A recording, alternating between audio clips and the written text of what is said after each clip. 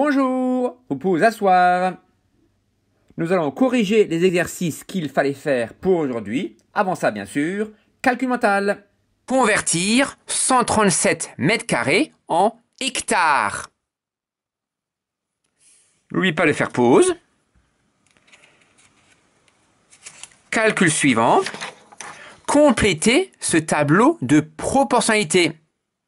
5, 20, 7, combien?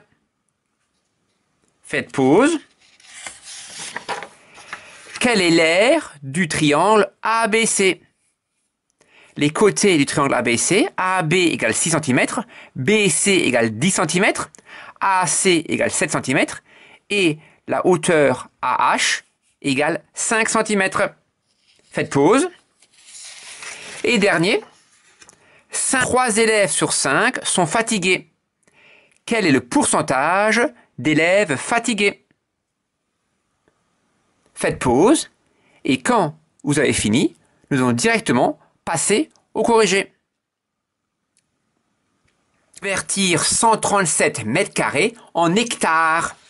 Bien sûr, j'utilise mon tableau de conversion et dans une unité, il y a 2 colonnes.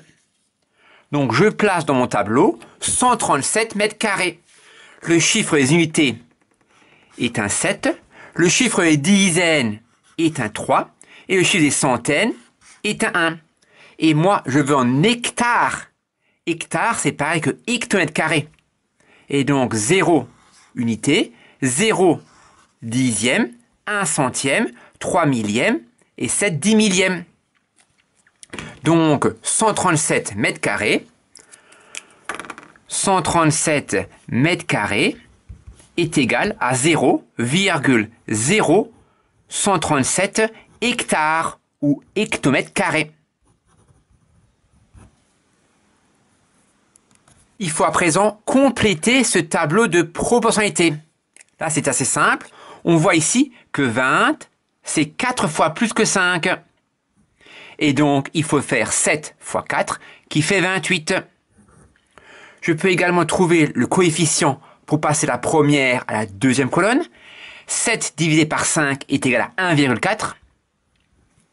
Et donc, 20 fois 1,4 est égal à 28. Ainsi, le nombre manquant est le nombre 28. Calculons à présent l'aire du triangle ABC. L'aire d'un triangle est égale à la longueur d'un côté, que j'appelle base, multiplié par la hauteur relative à cette base, à ce côté, et divisé par 2. Ici, la hauteur que l'on connaît, c'est la hauteur AH. Cette hauteur AH est relative au côté BC. Et donc, c'est le côté BC que l'on prend comme base. Et donc, l'aire est égal à la longueur de la base 10, multiplié par la hauteur relative à cette base, et divisé par 2. 10 fois 5 est égal à 50. Et la moitié de 50 est égale à 25. Comme ici, on a les centimètres et les centimètres, l'aire sera exprimée en centimètres carrés. 3 élèves sur 5 sont fatigués. Il faut déterminer le pourcentage d'élèves fatigués. La proportion d'élèves fatigués est de 3 sur 5. Si je veux exprimer cette proportion en pourcentage, il faut transformer cette fraction pour qu'elle ait un 100 au dénominateur, ou bien directement, ou bien en plusieurs étapes. Je vais par exemple le faire en 2 étapes. Je peux transformer 3 cinquièmes, tout d'abord en dixièmes, en multipliant par 2 le numérateur et le dénominateur, donc 3 cinquièmes, est égal à 6 dixièmes. Et comme moi je le veux trouver en pourcentage, je vais multiplier par 10 le numérateur et le dénominateur. Et donc j'obtiens 6 fois 10 est égal à 60. Ainsi, 60% des élèves sont fatigués. Corriger des exercices de la séance précédente. Correction de l'exercice 45 de la page 136. Calculer l'aire de chaque figure. Première figure, c'est un quadratère qui a 4 angles droits. donc c'est un rectangle, et les côtés sont égaux, donc c'est un carré. Et donc l'aire de ce carré est égal à la longueur d'un côté, c'est-à-dire 1,9 multiplié par 1,9. Les deux sont bien sûr en centimètres. Je pose 1,9 fois 1,9. Je ne m'occupe pas de la virgule, je commence par poser 19 fois 19. 9 fois 9, 81. J'écris 1, je retiens 8. 1 fois 9, 9. Plus 8, 17. Donc là, j'ai calculé 19 fois 9. Je vais calculer à présent 19 fois 10. Donc je multiplie ici par 10. Je multiplie, je rajoute un 0. 1 fois 9, 9. 1 fois 1, 1. Et j'additionne. 1 plus 0, 1. 9 plus 7, 16. Je retiens 1. Et 2 plus 1, 3. Donc 19 fois 19 est égal à 361. Mais moi, j'ai pas 19, j'ai 1,9 qui est 10 fois plus petit, multiplié par 1,9 qui est 10 fois plus petit. Et donc le résultat sera 100 fois plus petit, c'est-à-dire que le chiffre des unités est le chiffre des centièmes. Et donc l'aire de mon carré est de 3,61 cm². Deuxième, j'ai un rectangle, et donc l'aire de mon rectangle est la longueur multipliée par la largeur. Les deux sont en centimètres, donc il n'y a pas de problème. Je peux directement poser 2,5 fois 1,9. Je pose d'abord 25 fois 19. Je ne m'intéresse pas à la virgule. 9 fois 5, 45. J'écris 5, je retiens 4. 9 fois 2, 18. Plus 4, 22. Donc 25 fois 9 est égal à 225. Je multiplie à présent par 10. 1 fois 5, 5. 1 fois 2, 2. J'additionne. 5 plus 0, 5. 5 plus 2, 7. Et 2 plus 2, 4. Ainsi, 25 fois 19 est égal à 475. Mais moi, je n'ai pas 25. J'ai 2,5 qui est 10 fois plus petit. Et 1,9 qui est 10 fois plus petit. Donc le résultat sera 10 fois plus petit, 100 fois plus petit. C'est-à-dire que le chiffre d'unité devient un chiffre des centièmes. Et donc l'aire de mon rectangle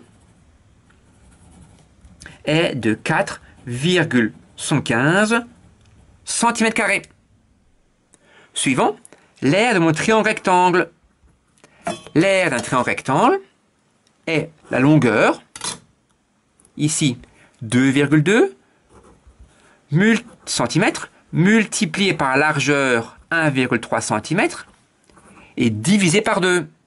Donc je pose 2,2 fois 1,3. Comme d'habitude, je ne m'occupe pas de la virgule. Je pose 22 fois 13. D'abord, je pose 22 fois 3. 3 fois 2, ça fait 6. 3 fois 2, ça fait 6. Je pose à présent 22 fois 10. 0 décalage. 1 fois 2, 2. 1 fois 2, 2. J'additionne. 6 plus 0, 6.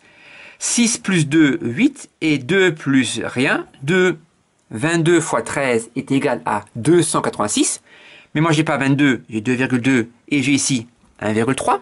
Et donc, le résultat sera 100 fois plus petit, c'est-à-dire 2,86.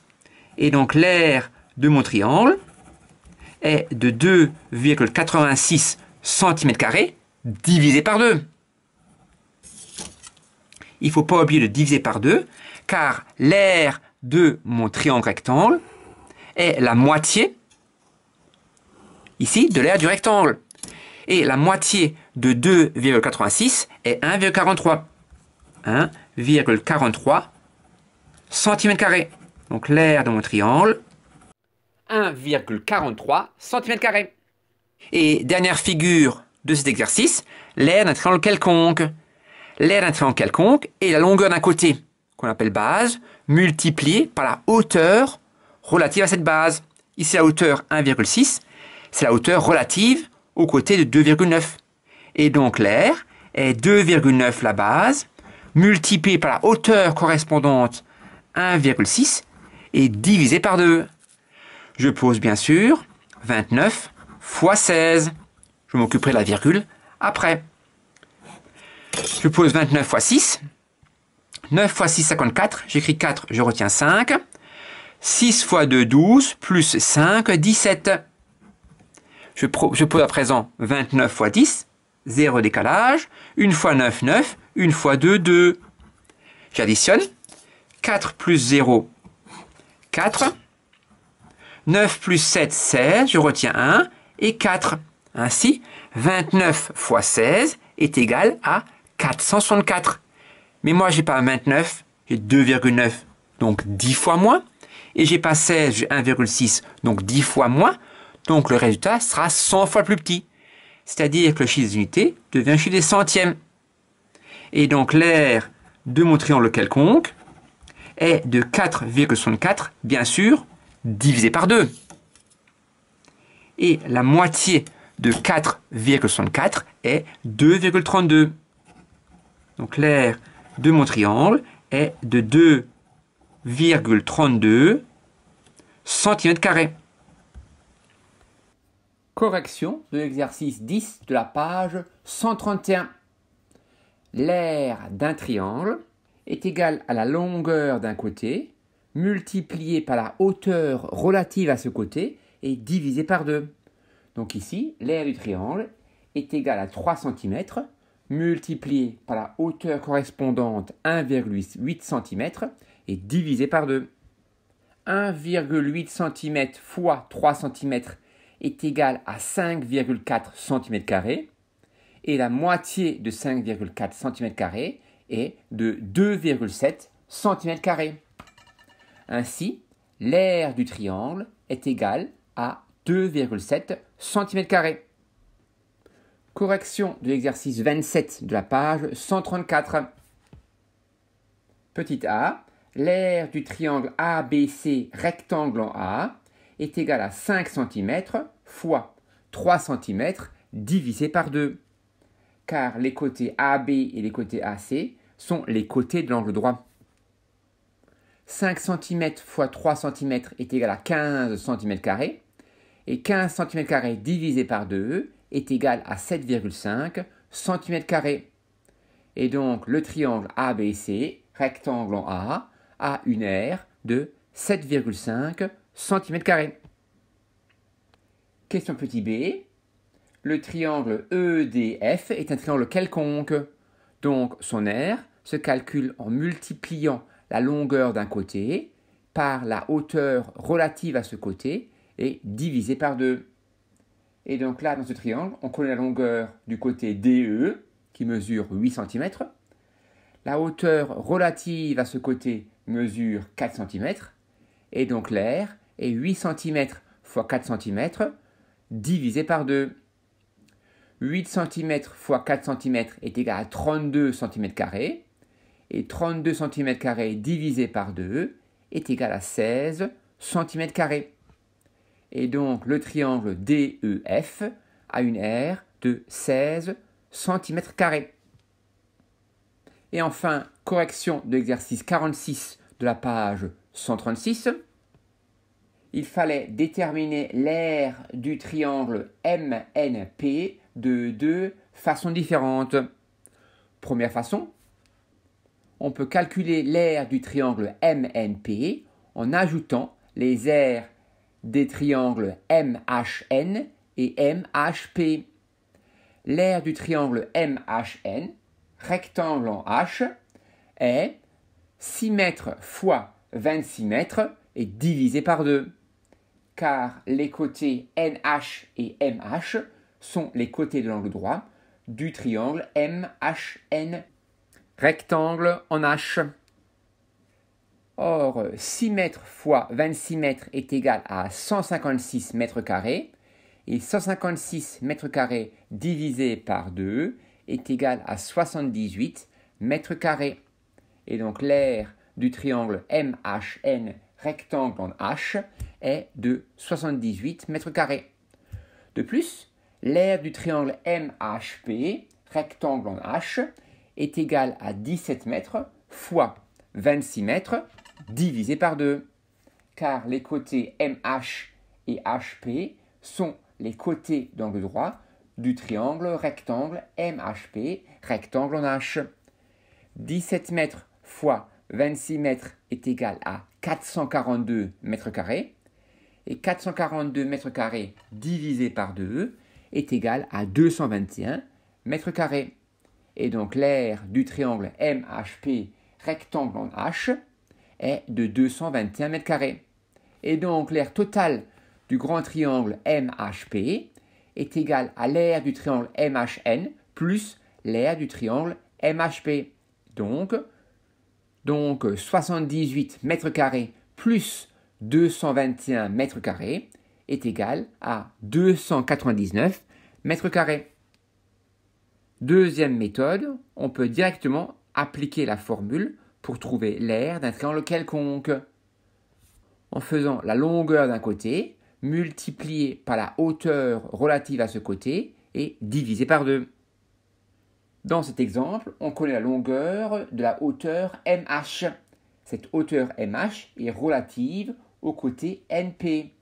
Et donc l'aire du triangle MNP est égale à la longueur NP. La longueur NP mesure 6 mètres plus 17 mètres est égale à 23 mètres, car les points N, H et P sont alignés.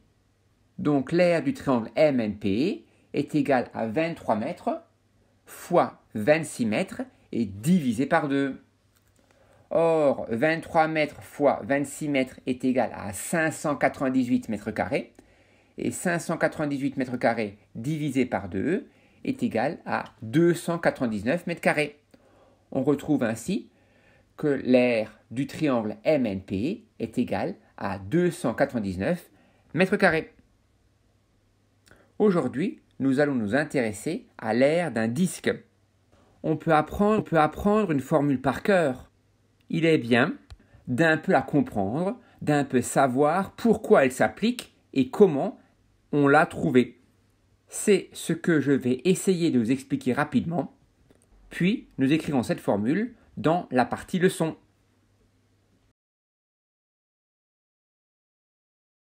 L'aire d'un disque. Je prends un disque de rayon 4 cm. Et je vais faire comme avant, je vais le remplir de petits carrés. Il y a deux problèmes. Premièrement, il y en a beaucoup. Mais ce n'est pas un problème. Le grand problème, c'est que les carrés ne sont pas entiers. Il n'y a pas de demi-carré. Donc là, je n'arrive pas à compter tous les carrés à l'intérieur de mon disque. Il faut que je fasse autrement. Archimède, 3e siècle avant Jésus-Christ, est le premier à avoir expliqué comment calculer l'aire d'un disque lorsque l'on connaît le périmètre du cercle qui le délimite. Je prends un cercle de rayon petit r. Je découpe mon cercle en deux secteurs angulaires de même aire, un en bleu et l'autre en rouge. Je les dispose à côté en les écartant un petit peu. Là, bien sûr, je ne remarque rien de particulier. Je fais pareil avec 8 secteurs angulaires par exemple. Je place le demi-disque bleu enchevêtré avec le demi-disque rouge en alignant les côtés arrondis. La figure obtenue ressemble à un parallélogramme, mais bien sûr, ce n'est pas un parallélogramme car les côtés sont arrondis.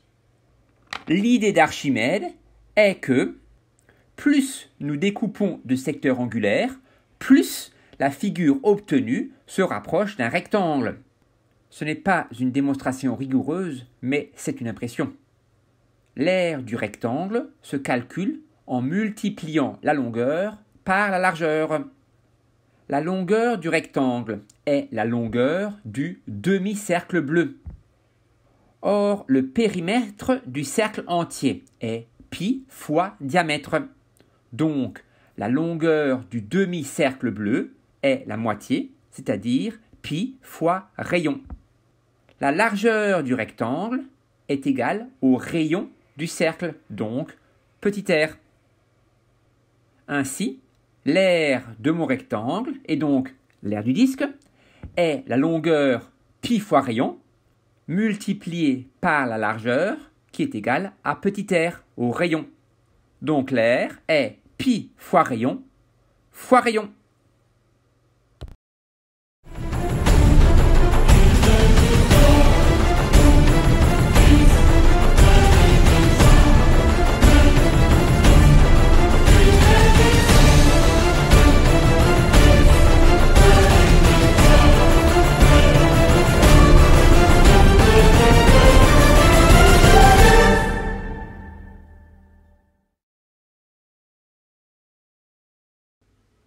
Donc on change de cahier, on prend le cahier de leçon, et à la suite de la formule de l'aire d'un triangle quelconque, on saute 2 lignes et on écrit l'aire d'un disque.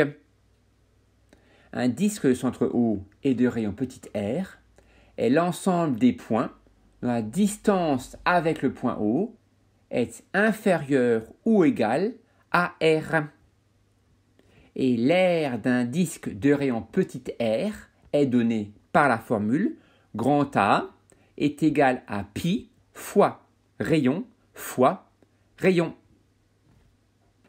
Exemple, l'aire d'un disque de rayon 5 cm est grand A égal à pi fois 5 fois 5. Comme j'ai que des multiplications, je peux faire les calculs dans l'ordre que je veux. Je commence par faire 5 fois 5. 5 fois 5 égale 25. Et donc l'aire est égal à 25 fois pi cm².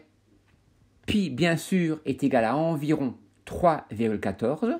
Et donc l'aire de mon disque de rayon 5 cm est environ égal à 25 multiplié par 3,14. Et donc l'aire est environ égal à 78,5 cm². Attention, il ne faut pas confondre rayon fois rayon avec le diamètre. Ici, pour un rayon de 5 cm, 5 fois 5, qui est rayon fois rayon, n'est pas égal à 5 fois 2, qui est le diamètre.